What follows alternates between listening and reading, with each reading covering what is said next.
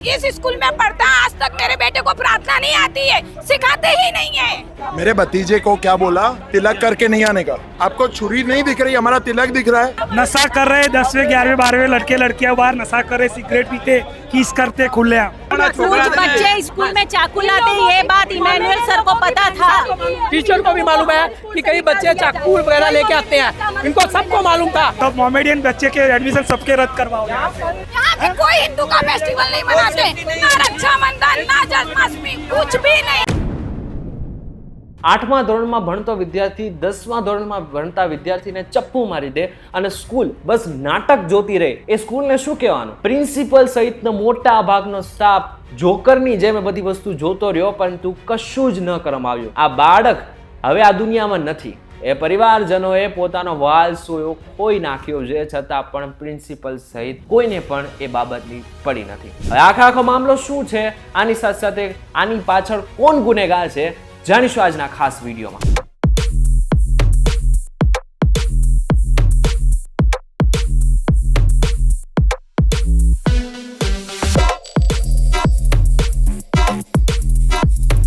નમસ્કાર, વીટીવી ડિજિટલમાં તમારું સ્વાગત છે. હું છું આપનો દોસ્ત કરણ ચરોતરા. અત્યારે આ એ સ્કૂલનું પરિસર છે કે જ્યાં એકચ્યુઅલમાં એ 10મા ધોરણમાં ભણતા વિદ્યાર્થીને 8મા ધોરણમાં ભણતા વિદ્યાર્થીને ચાકુ મારીને એની હત્યા કરી નાખી છે. આ એ સ્કૂલનું પરિસર છે. કદાચ તમને મારી પાછળ એક વાક્ય દેખાતું હશે, let us make every child both good and smart. સરળ ભાષામાં કહું ને તો લખેલું છે કે ચાલો આપણે બાળકોને આપણે સારા અને સ્માર્ટ બનાવીએ. આવી સ્કૂલ કે જ્યાં સતત વાલીઓ એવો આરોપ મૂકી રહ્યા છે કે આ સ્કૂલમાં ડ્રગ્સ આવી રહ્યું છે. આટલું જ નહીં, અલગ અલગ નશીલા પદાર્થો પણ આવી રહ્યા છે. અને ઘણા બધા બાળકો એવા છે કે જેઓ પોતાની સાથે હથિયારો પણ લાવે છે. ત્યારે વાલીઓનું શું કહેવું છે એ જાણીશું આખા વિડીયો. એટલા માટે થઈને આખો વિડીયો પૂરો જોઈને જજો. આ છોકરો સ્કૂલમાં છૂટ્યો, ખાલી એક નાની જ બાબત હતી કે સીડીથી ઉતરતો હતો અને ધક્કો વાગી ગયો. એટલી જ બાબતમાં આ 8મા ધોરણનો મુસ્લિમ છોકરો છે અને એણે સાઈડમાં બોલાવીને એને ચપ્પુ મારી દીધું. 20 મિનિટ સુધી એ છોકરો, એની મમ્મી અને છોકરો ત્યાં બેસી રહ્યા. અમે બધા જેટલા બી પેરેન્ટ્સ હતા અને જેટલા બી વિદ્યાર્થીઓ હતા, બધાએ રિક્ષાવાળાને બહારથી, કારણ કે ઇમિજિએટલી તો અમે એમ્બ્યુલન્સને ક્યાં એ કરવા જઈએ, ઇમિજિએટલી અમે એવું વિચારીએ કે રિક્ષામાં બોલાવીને એને લઈ જઈએ. એટલે રિક્ષા બોલાવી અને બધાએ ભેગા થઈને રિક્ષામાં બેસાડે. ઇન બિટવીન વોચમેન અને એ લોકોએ કશું જ ના કર્યું. એ લોકો ઊભા ખાલી જોતા જ હતા. એમણે એ છોકરાને ઉઠાવીને અને મૂક્યો બી નથી. એમને એટલી ઇન્સાનિયત નથી કે બાળકને ઉપાડાને કે એમના સાથે જાવીને એમની હેલ્પ કરે. એવી કેવી સ્કૂલ છે આ સ્કૂલ છે, આ જલ્લાદ સ્કूल છે. किसी ने भी आके स्टाफ वाले किसी ने भी मदद नहीं किया था. ये बच्चे खुद बोले हैं, ऐसे ही पड़ा था. उसकी मम्मी आई, वो रिक्शे में आके निकल गया है, वो ऑटो में गया है. काले झगड़ता હોય, परम દિવસે અરે સિક્યુરિટી વાળા તમે ઊભા છો તો તમે કરો છો શું? આ તો 10 સિક્યુરિટી ગેટ ઉપર ઊભા હોય છે. છોકરાઓ ઝઘડતા હોય તો સિક્યુરિટી વાળાની ફરજમાં આવે છે કે એ લોકો છોકરાઓને છોડાવે. નહીં, એમનું કામ જ કરે રાખે. તો સિક્યુરિટી વાળાને કરવાના શું? સવારે 11 વાગ્યા સુધીમાં તો લગભગ 2000 કરતાં પણ વધારે લોકો સ્કૂલના પરિસરમાં પહોંચ્યા હતા અને તોડફોડ કરી હતી. પાર્કમાં પડેલી બસો, ગાડીઓ અને 2 વ્હીલ્સમાં ભારે તોડફોડ મચાવી. બાદમાં એક સ્ટાફની બોચી પકડી ઉપરના માળે લઈ ગયા. સ્કૂલ બિલ્ડિંગના દરવાજા તોડ્યા, કાચ ફોડ્યા, મિલકતને નુકસાન પણ થયું હતું. પરંતુ પોલીસ પણ ટોરા ઉપર કાબુ કરી શકી નહોતી. સ્થિતિ એટલી ભયાનક હતી કે પોલીસ જ્યારે સ્ટાફને બચાવીને લઈ જઈ રહી હતી ત્યારે પણ ટોરું મારતું હતું. અહીં જેટલા પણ વાલીઓ હતા, એમાંથી ઘણા બધા વાલીઓને એવું કહેવું છે કે અહીં ઘણા બધા વિદ્યાર્થીઓ આવે છે કે જે પોતાની સાથે ડ્રગ્સ, છરા અને ચાકુ લઈને આવે છે. અહીંયા ગાડી ડ્રગ્સ વેચાય છે. સ્કૂલની બહાર કે સ્કૂલની અંદર પણ ડ્રગ્સ વેચાય છે. એવું નથી, કઈ વસ્તુ નથી વેચાતી. ચરસ, ગાંજો, ડ્રિંક બધું વેચાય છે અને છોકરાઓ સાથે લઈને બી આવે છે.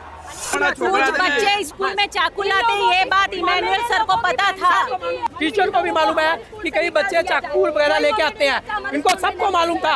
नशा कर रहे 10वें 11वें 12वें लड़के लड़कियां बाहर नशा कर रहे, सिगरेट पीते, किस करते खुले. ये 7 डे वाली लड़कियां.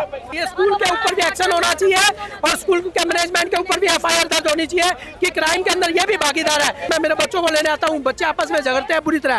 मैंने कितनी बार बोला तो क्या सिर्फ एक आप ही ऑब्जेक्शन उठाते हो और कोई नहीं उठाता. और लास्ट ईयर भी यहाँ एक लड़की ने सुसाइड किया है. સ્થિતિ એટલી બધી વણસી ગઈ હતી કે પોલીસને અમુક જગ્યા ઉપર લાઠી ચાર્જ પણ કરવો પડ્યો હતો. ભારેલા અગ્નિ જેવી સ્થિતિને પગલે મણિનગરના ધારાસભ્ય ડીસીપી બળદેવ દેસાઈ અને એસીપી સ્કૂલે પહોંચ્યા હતા. સાથે જ બજરંગ દળ, વીએચપી અને એબીવીપીના કાર્યકર્તાઓ કેસરી ખેસ પહેરી જય શ્રી રામના નારા લગાવી સ્કૂલે પહોંચ્યા હતા. અને વાલીઓનું તો ખાસ એમ પણ કહેવું છે કે અહીં હિન્દુ જેટલા પણ બાળકો છે એમને ટાર્ગેટ કરવામાં આવી રહ્યા છે. બાળકો જ્યારે પોતાના માથા ઉપર કોઈ પણ પ્રકારનો ટીકો લગાવીને જાય છે અથવા તો હાથમાં કોઈ કલાવા એટલે કે દોરો કે પછી ધાગો પહેરીને જાય છે તો એને ત્યાં ને ત્યાં ઉતારી નાખવામાં આવે છે, નહીં તો એ બાળકને અંદર બેસવા પણ નથી દેતા. मेरे भतीजे को क्या बोला, तिलक करके नहीं आने का. तिलक करके नहीं आने का. बोले कि ये क्रिश्चियंस का है और आप ये धर्म ये ऐसा वैसा, उसको क्यों माइंड वॉश कर रहे हैं?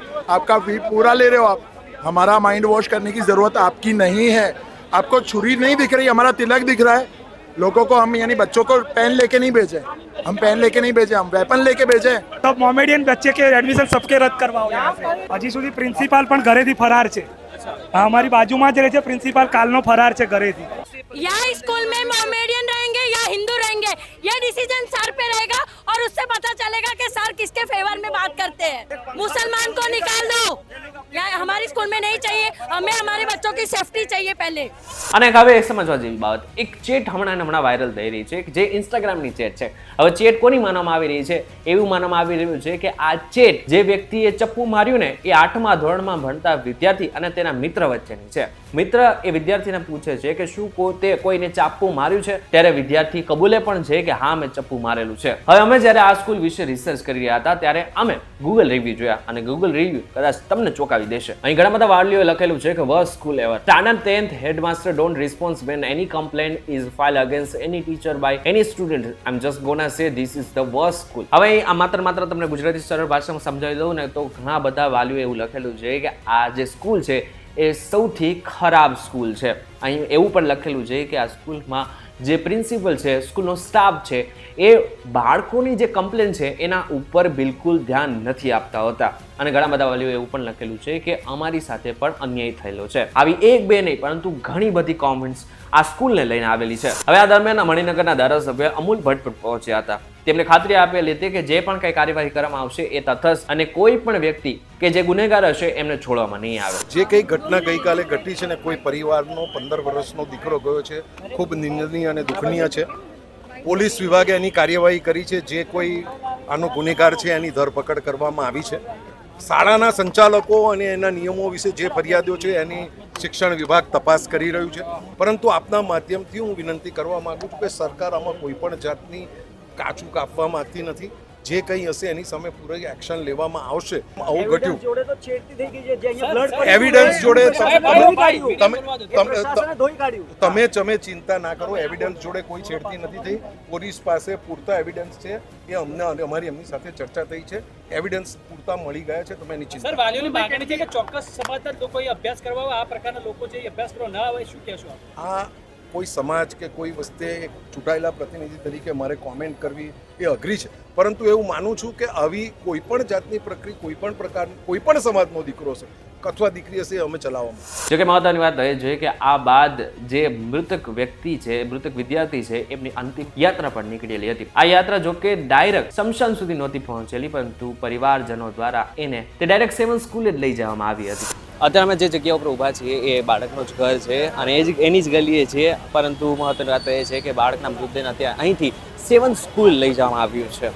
અત્યારે બાળકોના વાલીઓ આની સાથે ઘણા બધા લોકો એમ કહી રહ્યા છે કે પોલીસ એફઆઈઆર પણ નથી લઈ રહી. અને મહત્વની વાત એ છે કે સંચાલક પ્રત્યે એટલે કે જે પ્રિન્સિપલ છે અને સ્કૂલનો જે સ્ટાફ છે એના પ્રત્યે અત્યાર સુધી કોઈ પણ પ્રકારની કાર્યવાહી નથી કરવામાં આવી રહી. ત્યારે હવે આગળ શું થશે એના ઉપર સૌ કોઈની નજર છે. ત્યારે આ બાબતને લઈને તમારું શું કહેવું છે અમને જરા કોમેન્ટ કરીને ચોક્કસથી કહેજો. વિડીયો થકી જો તમને કોઈ ઇન્ફોર્મેશન મળી તો વિડીયો લાઈક અને શેર જરૂરથી કરજો તથા આવા જ ઇન્ફોર્મેટિવ વિડીયોઝ માટે VTV ડિજિટલ સાથે જોડાયેલા રહેજો.